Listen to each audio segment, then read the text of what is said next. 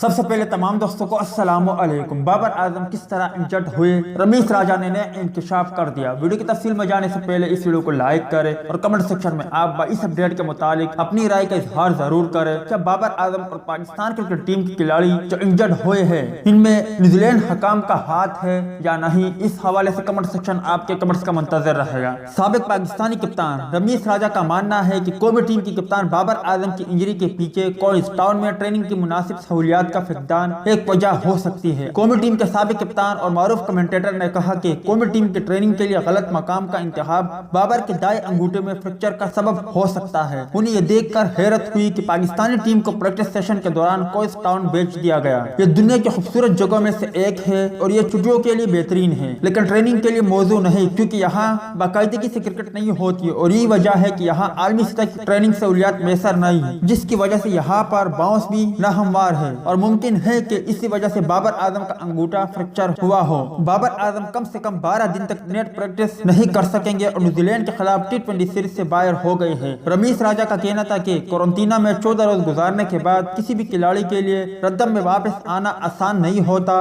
حتیٰ کہ بابر اعظم جیسے کھلاڑی کو بھی مشکل پیش آ سکتی ہے۔ رمیز راجہ نے ٹیم مینجمنٹ سے بھی اپیل کی کہ وہ سفر کے موقع پر کھلاڑیوں کو مناسب سہولیات کی فراہمی کے لیے ہدایت نامہ تیار کرے۔ ان کا کہنا تھا کہ یہ ضروری ہے کہ جب آپ سیریز کے لیے تیاری کر رہے ہو تو پریکٹس کی سہولیات کے بارے میں بھی آپ کو کافی معلومات ہو۔